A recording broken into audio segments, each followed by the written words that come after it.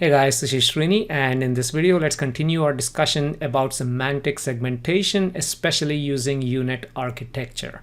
Now in this video we are going to use U-Nets, but then instead of the standard encoder that we have used from the original paper in the last few videos, we are going to replace the encoder with a pre-trained network such as VGG or ResNet or Inception.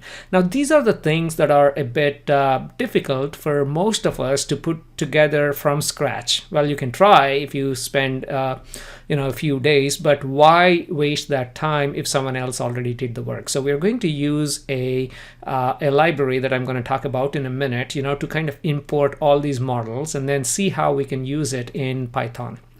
Okay, now before jumping into the code, just a quick note about these. Like, I hope most of you know what VGG is, ResNet or Inceptions are, and if not, let's spend literally a few minutes trying to understand this. And VGG again was proposed in 2015 and in April 2015, and 2015 again, as you will see, is this one of those years where you get like a lot of cool papers in this topic, okay, when it comes to convolutional neural networks. And VGG 16 again is a fully convolutional neural network. Here is the original title, and here is the link. You can freeze the frame to get the link, or I'll leave that as part of the descriptions.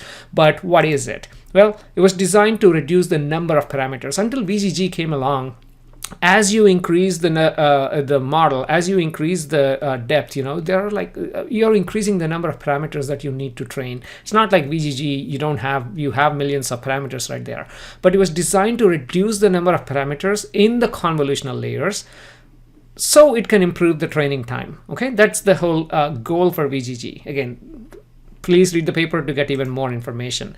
Now, you'll probably hear about VGG 19 and 16, and as you can imagine, these have very similar structure. The only difference is in the number of layers in the network. Again, this is not a VGG tutorial, so let's quickly jump into ResNet. ResNet, again, this is how image looks like when you Google search for it, and here is the link to the original paper again. Now, ResNet is a CNN made up of series of residual blocks, okay? And these are all skip connections that you actually see down here, okay? And ResNet addresses the vanishing gradient problem. Now, what does vanishing gradient problem mean? Again, this by itself could be one video altogether, but just to summarize this, as you have more and more layers adding to your model, okay, and when you do this back propagation, it's nothing but simple math actually. You're multiplying the weights from this to the next one, to the next one, to the next one. So what happens when for example you have your weights like small for each of these layers? Like when it gets down to 0.001, when you multiply this with another 0.001, you get like these many zeros and one, right? So this is a tiny number. So this is like it vanishes, right? As we make CNNs deeper, the derivative when we are back propagating all the back to the initial layers, it becomes almost insignificant. So if the derivative is so small, this is basically what we call vanishing gradient problem. So what? Well, skip connections addresses this vanishing gradient problem. Okay, and sorry for skipping ahead. And here is the visualization of the loss function surface. Again, this is from this paper called Visualizing the Loss Landscape of Neural Networks, without the skip connection and with the skip connection. Now, you tell me, if you are hiking a hill, something of this sort, which hill do you think is the easiest one? I don't want to ask you which hill do you prefer, because I prefer the one that looks like this, because this looks fun. Okay, although there seems to be some dangerous areas which makes it fun. But if you're doing math, you don't want this type of complicated structure. You want something that is a bit smooth, and this is exactly what the landscape of this loss function looks like with ResNet. Okay, and the next thing is Inception. Again, look at the date for ResNet, 2015. VGG network was April 2015. So same year you got all these cool ones, and also the Inception, December 2015, right? So again, go ahead and read these papers. And Inception is again, let's think about the image analysis in general. You have especially biological or microscopy based image analysis, or even remote sensing, right? I mean, you have certain features that are at a local level, like very small features, certain features that are at a global level. So when you pick a kernel size, like convolutional operations, you want the kernel size to represent the objects or the features that you're interested in. If it's too small, but the features are large, it's not going to help out, right? You need like a larger kernel. But if you have the things going on at a pixel level, you may want 1 by 1, or 3 by 3 pixel size, kernel. So picking a fixed kernel size can be difficult because in most images, the features sizes can vary, and larger kernels are preferred, like I just mentioned, for global features and over a large area, and small kernels for these smaller features. Okay, what does that mean? That means like we need kernels of different sizes. Okay, now Inception achieves this with its architecture by going wider instead of deeper with layers. And how does that do that? Again, I think I added.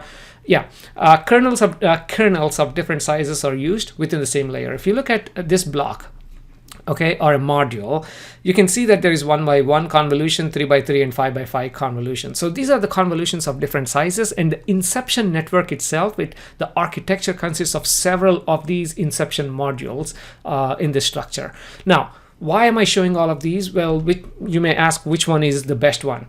I tried these 3 on various data sets, and again, depending on the data, my understanding is each of these network, of course, they are designed for looking at smaller features, larger features, and they're designed for optimization of how fast you want your results.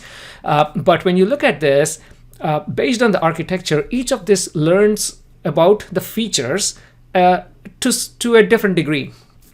Right, VGG may be good at learning some high-level features that are, I don't know, let me just throw out something out there, rounded features, or something that has like these type of edges, or something that looks somewhat textured. And then Inception may be good at something else, doing it local versus the global.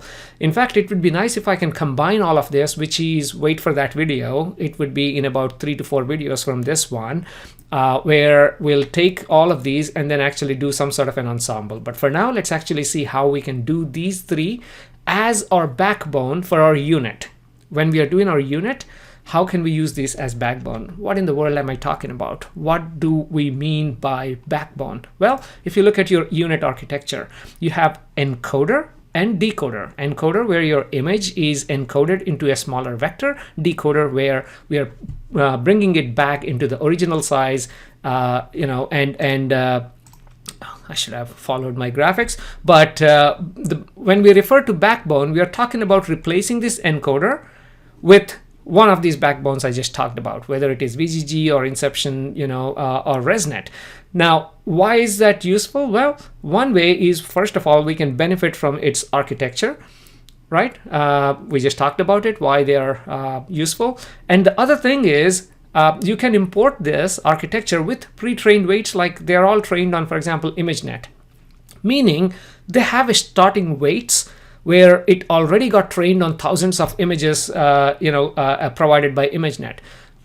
So it's almost like your starting point is not from scratch, but you're benefiting from these 10,000 plus, or I don't even remember how many ImageNet, but all of these tens to 100,000 images of training that went into these different models. So we are benefiting from there. So we are probably making our this entire training process a bit faster, okay, to get the desired result.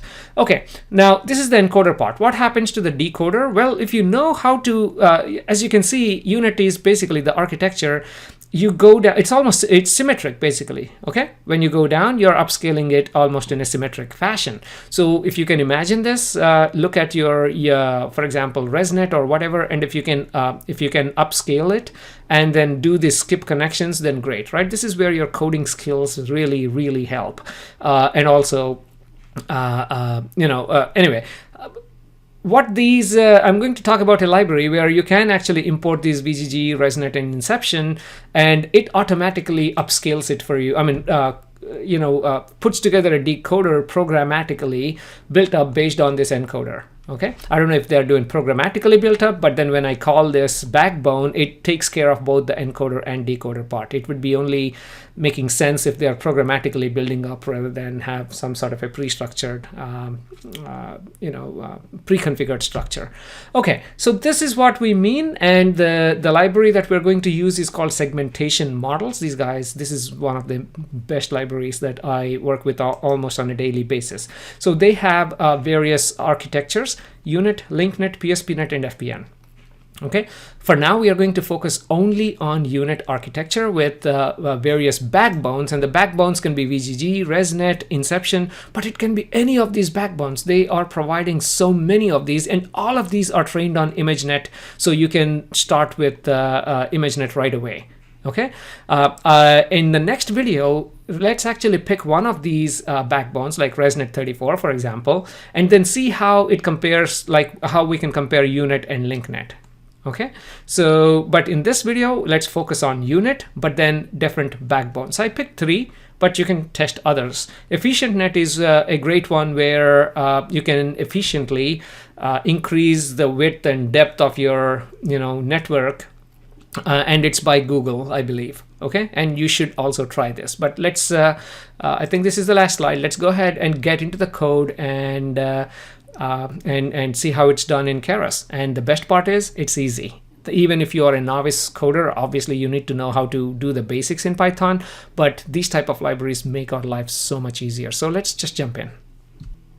Okay, but again, before showing you the code, segmentation models, all you need to do is pip install segmentation models. It worked fine for me, so I anticipate no issues here. Even on Google Colab, it should be fine. Okay, and the documentation is good, but I'm going to take you a little into how we apply this. But the documentation is good, and I copied some of their documentation. That's why I'm talking about these guys many times. They made my life easy. Okay.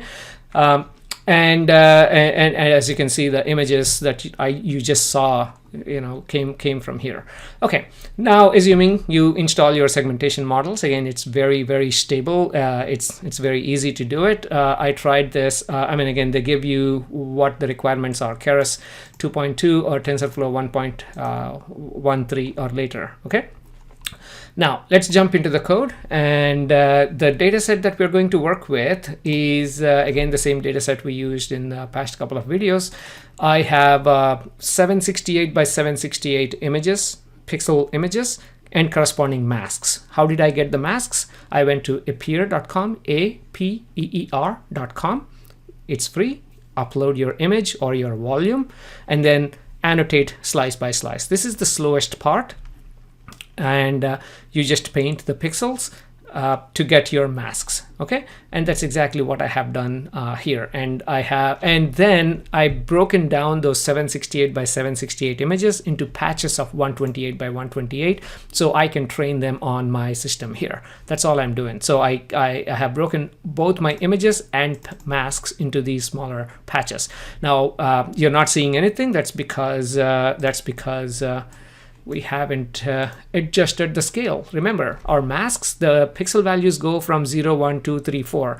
And when Windows is trying to display an image, it assumes that the pixel values go from 0 to 255, so it sets that range. So we need to go ahead and adjust this using any of the imaging software, either it is ImageJ or ZenLite by Zeiss. Again, that's free. Go ahead and download that. Google search for ZEN or ZEN Lite, Lite. Okay, so let's go ahead and set this 0 to 4 so you can see exactly how my images look like. And there you go. This is my mask. Okay, I have a whole bunch of these masks.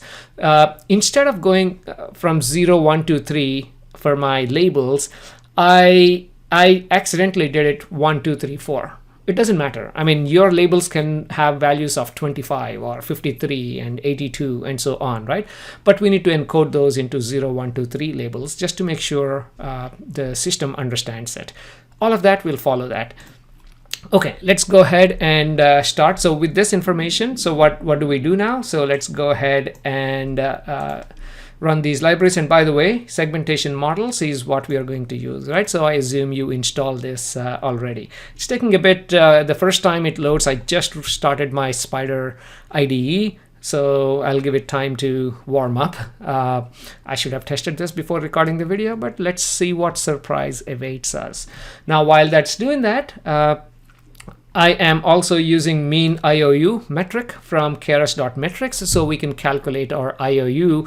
And again, intersection over union is a better metric for semantic segmentation than accuracy, because one of your larger regions could be correctly classified and the smaller regions incorrectly classified. So if you look at overall accuracy, that's not going to reflect how good your results are. Okay.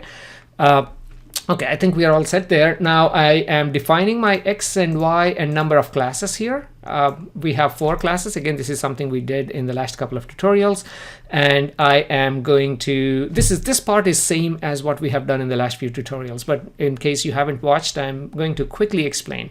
So we are, let's go ahead and run this. Okay, these lines. So empty list called train images, and then read each image by using glob to walk through each file in this folder and then append it to the list and convert the list into a NumPy array. That's all we did. So at the end of this, if you look up here, train images, I have 1600 images, each 128 by 128 by 3. Why 3? Because with my unit, I think I was doing in the last couple of tutorials, I was reading images as gray, right? 0 as gray level. Now I'm reading them as RGB because I realized in segmentation models whether the unit is looking for an image with 3 channels. So I just changed it while I'm reading. That's it. And our masks obviously are not RGB. They are like grayscale with pixel values 1, 2, 3, 4, correct? Now, let's go ahead and encode our labels. Again, this is something we have done in many, many videos. If you have like your labels as M and B, like malignant and benign, right? We changed it to 0 and 1. So that's what we are doing here. But instead of changing M and B, we are changing our 1, 2, 3, 4 to 0, 1, 2, 3. That's all we are trying to do here. So when we change this, and let's apply this. I'm just checking the unique values now, right? np.unique. And what are my values? Unique values. Now you see, instead of 1, 2, 3, 4, I have 0, 1, 2, 3.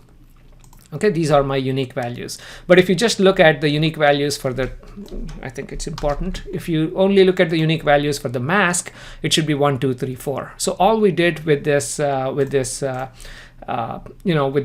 label encoder is bring them back to 0, 1, 2, 3. Okay, because most of the libraries actually expect it to be, when you do, for example, intersection over union, it assumes that the values start at 0, 0, 1, 2, 3, right? So that's exactly why we are doing this. Okay, now I'm going to expand the dimensions, because if you just look at train masks encoded original shape, it's 1600 by 128 by 128. We need to expand the dimensions by 1, so it is 1600, 128 by 128 by 1, right? Like 4 of these.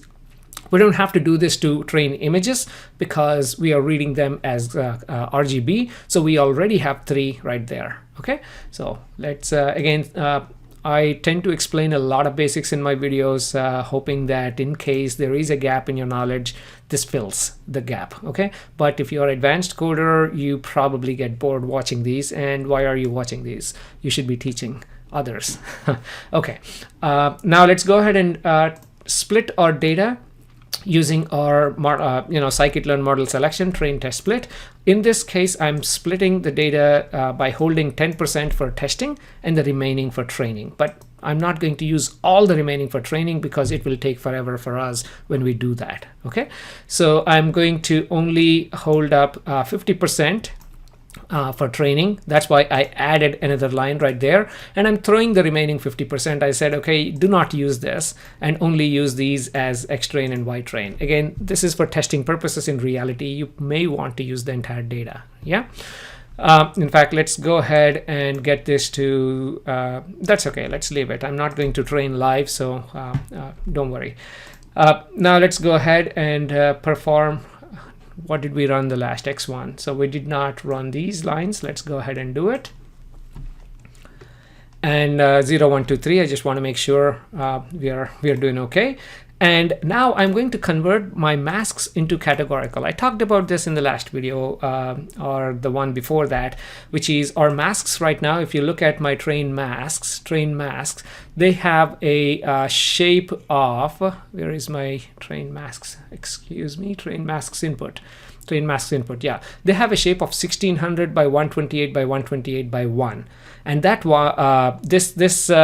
these values that are contained in these go from 0, 1, 2, 3, right? For our 4 classes. Now, at each pixel, the value is either 0 or 1 or 2 or 3.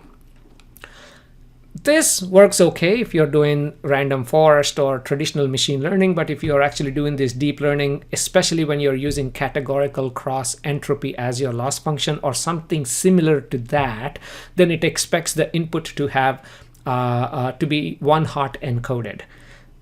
Basically, at each pixel, instead of a value of 0 or 1 or 2 or 3, at each pixel it's a probability. At each pixel it's one hot encoded, where you have a vector of length 4, and the values would be 0, 0, 0, 1 if that pixel corresponds to a label 3. The values would be 1, 0, 0, 0 if that value, the label is 0 at that point. So there you go, a crash course on one hot encoding. Please watch my video on this topic. Okay, we are doing multi-class classification or semantic segmentation, which is basically classification, which means we have to convert our values into categorical. That's exactly what we are doing here. Okay, so let's go ahead and run those lines, and let's also do the same for our testing data. Okay, there you go. So now if you look at Y train categorical, for example, you see that instead of 720 128 by 128 by 1, we have 720 128 by 128 by 4. Okay, again, like I mentioned, each one of those representing whether whether it belongs to a specific class or not. Okay, this is one hot encoded.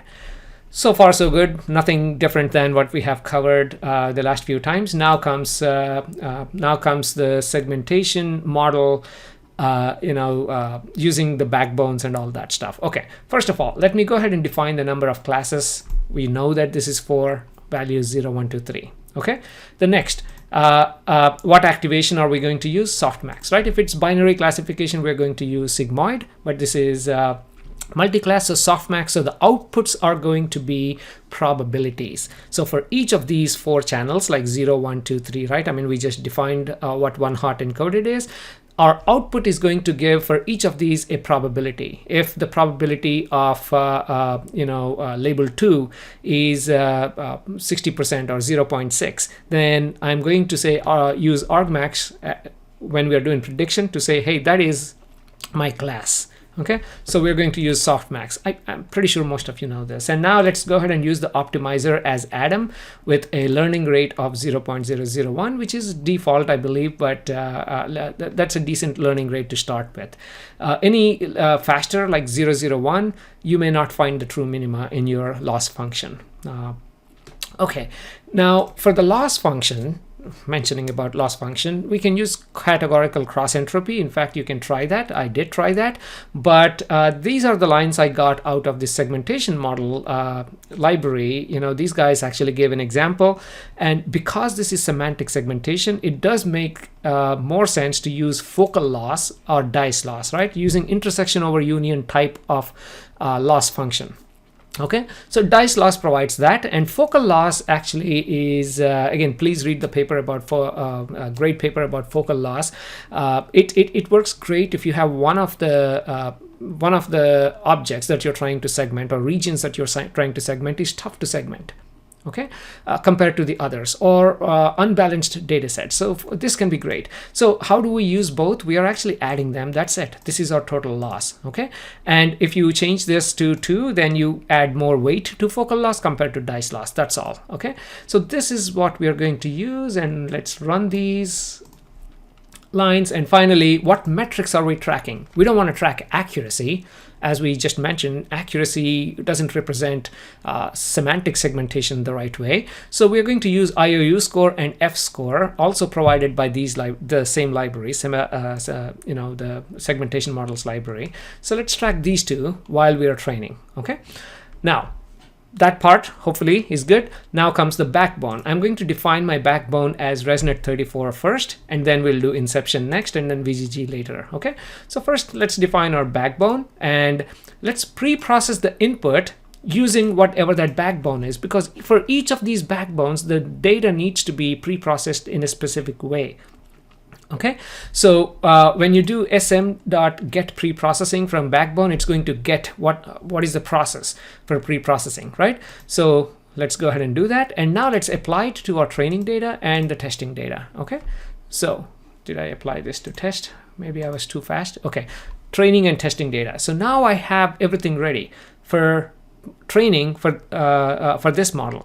Okay, so let's define our model. I'm going to again call these model 1, 2, and 3.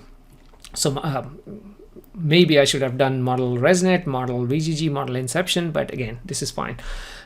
So the way we are doing it is sm.U-Net, okay, because we are using U-Net architecture from segmentation models, providing our input as backbone, which is ResNet 34, and include the encoder weights. Now, instead of starting with random weights, we are starting with the weights where it has been pre-trained on this ImageNet data set.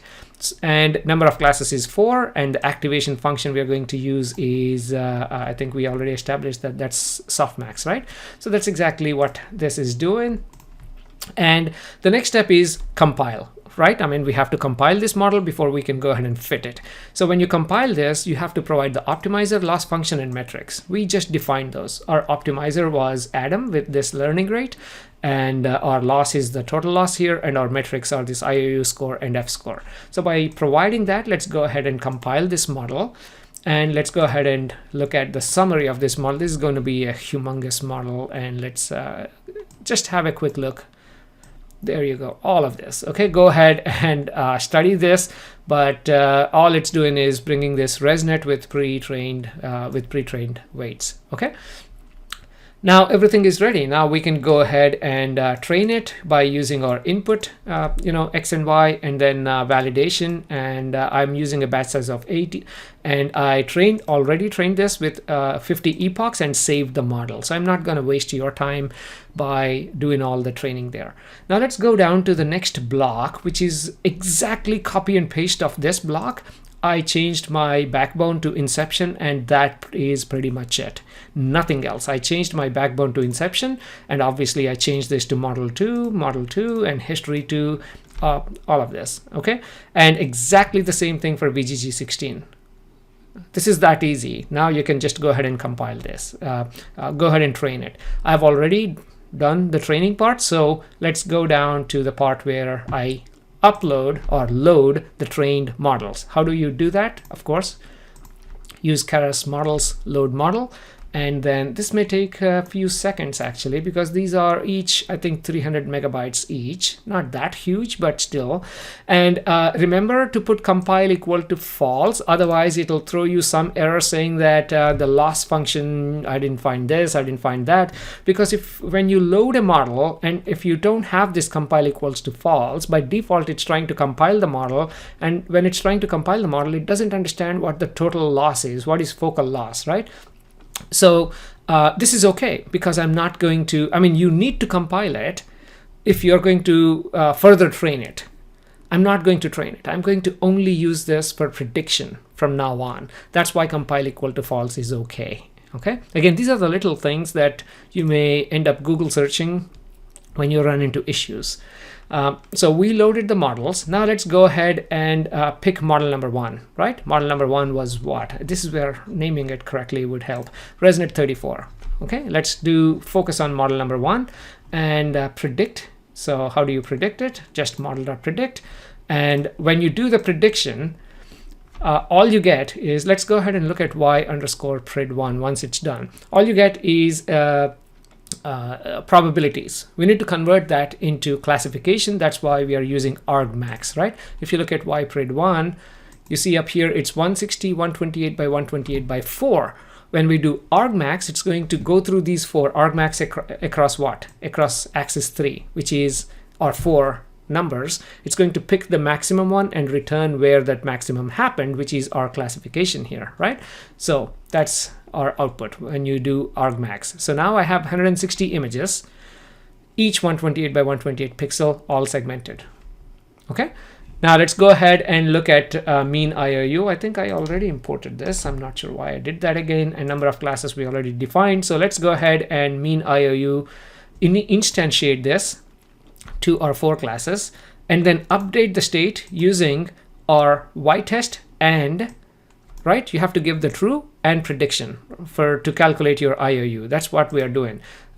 So we are giving this as the prediction. So let's calculate the IOU, and let's go ahead and print the mean IOU, right? It's giving you a tensor, but we are going to just get the mean IOU. That's not bad. 90% of mean intersection over union using our ResNet 34. Okay. Now, if you wonder how each class got segmented, like where did it do good and where did it do bad, we are going to go ahead and run these lines where I kind of calculated one versus the other. So for class 1, 90%, class 2, 75%, 97.7% class 3, and 95.9% class 4. This is amazing. I tried gradient boosting and random forest where I managed to get 40-50%, maybe 60%, but 75.8% for class 2, which is the most difficult class to segment in my data set, because it's got some texture. The mean gray level corresponds to some other phase. It needs to, whatever the model you use needs to understand texture. Okay, so this is good. And now let's use that model 1. Is that what we are using here? Let's pre-process input model 1.predict. Sorry about that. I should be a bit more prepared. Let's go ahead and test this on a few images. So let's go to plot. This is the ground truth in the middle, and this is the prediction that we did, almost identical, as you can see. Let's run a few more times. I'm randomly loading an image and then testing this. Again, almost identical, as you can see. So our ResNet model is doing a great job, almost identical, as you can tell. Again, pretty good, not bad. I mean, that's, oh, I think the previous one, we have to go back and see what happened. But yeah, overall, it's doing a pretty good job, as you can tell. Okay. In fact, let's do something fun. Let's actually change this to jet, so our lives are a bit more colorful. Everyone likes colorful lives, right? So let's go ahead and do this so it makes it a bit more, yeah, there you go. Because we interpret color in a very nice way compared to changing gray levels as humans, assuming most of you are humans. So there you go, almost identical. Now let's do a couple more tests. Why not just change this to, I'm not sure how many, I should have been a bit more efficient in terms of where, let's do that, where my model 1 shows up, right? I think it's only 2 places where I change. It's there and here.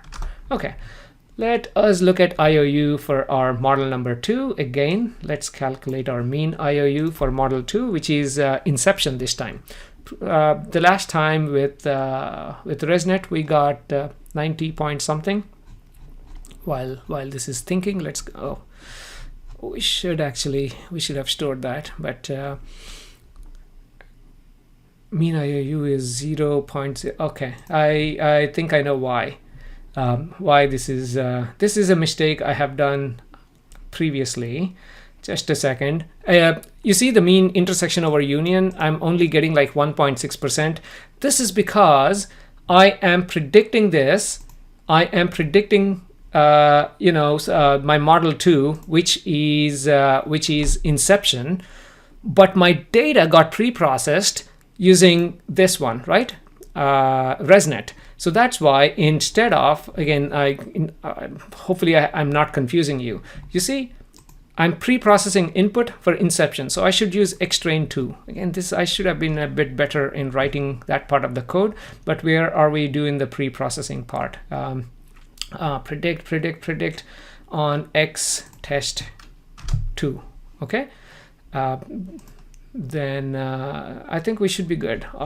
Ypred 1. I think only the test needs obviously pre-processing. Let's see. I mean, I'm glad we kind of caught that, right? I mean, this is maybe you'd be struggling if I didn't catch this. Oh my goodness, x underscore test 2 is not defined. Oh, we did not run these lines. I totally forgot. we did not run these lines, so let's go ahead and do this. I seriously apologize for running these longer than I should, but let's go ahead and run these lines, so all of these are available. Okay, again, I'm going to share this code with you, so I better explain what the potential issues are going to be. Hopefully this fixes everything and we get nice IOU of 90+%. Let's see. Okay, it's getting there. I can see you guys trying to forward the video, but okay, 89%. That makes sense right now. And let's ignore this part for now. And I'm a bit curious about xtest 2 preprocessed images with our model 2, right? So let us look at output for a couple of ones. Oh, that's very nice. Look at the training, I mean the original ground truth, and look at the prediction, almost identical. I think no matter which one you pick, you cannot go wrong. So there you go, that's that one. I'm not sure if you're interested, how many of you are still watching, but if you're interested, let's go ahead and finish this off by talking about xtest 3, model 3, and we need this to be changed at one more place, right? Like right there. Okay, so let us look at the IOU right here.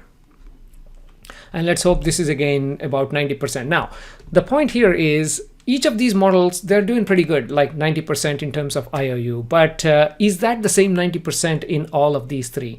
Maybe in first one, it's actually doing 90% of intersection over union for certain features. But then the next one, certain features are compromised. And then the next one, certain features are okay and some are not okay, right? So meaning each of this model is doing good in certain areas. And the last one is 92.4. Apparently this one, VGG, is a better one for my data. In about 3 to 4 videos, I'm going to talk about ensemble, like how do you train these models? Now that I have trained all of these, how do I ensemble the output to actually get the best out of all these three, right, at every pixel? So please stay tuned for that. That's why you need to subscribe to this channel. But I hope you got the point, right? I mean, not to make mistakes is the number one point. All these type of mistakes. But when it comes to the IOU, you clearly saw that VGG is doing a much better job with 92.4%. And again, stay tuned. In the next tutorial, I'm going to talk about using U-Net, but also using LinkNet. And then let's actually compare those two. Again, this is one of the longer videos, but I really hope you learned something from this. Again, I'm going to share the share the code. Look at the link down below in the description. And please do subscribe and like this video. Thank you very much. And let's meet in the next tutorial.